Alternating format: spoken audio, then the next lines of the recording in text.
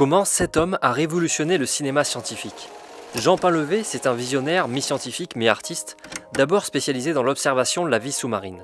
Il pêche des oursins, des hippocampes, des pieuvres, les rapporte à Paris pour les observer dans un aquarium.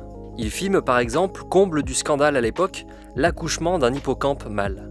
On peut aussi définir Painlevé comme le chercheur qui a sorti le cinéma de la Tour d'Ivoire du labo. Il voulait faire de la vulgarisation. Malgré la clarté des images, sa démarche est un peu méprisée par le monde scientifique. C'est peut-être pour ça qu'il fréquente plutôt des artistes, notamment des surréalistes qui, comme lui, cassent les codes chacun dans leur domaine.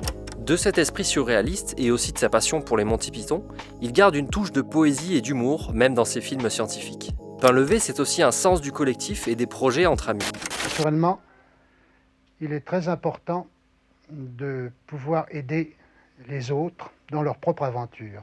En 1935, il rassemble un compositeur et un sculpteur pour travailler sur le premier dessin animé en pâte à modeler, Barbe Bleue, qui sort en 1936 après 3 ans de travail minutieux. Il était obsédé par la technique. Et il disait que la science était fiction. Et c'est vrai parce qu'il utilisait le microscope, les ralentis, l'accéléré, etc. Il crée plusieurs instituts pour stimuler la recherche dans le cinéma scientifique.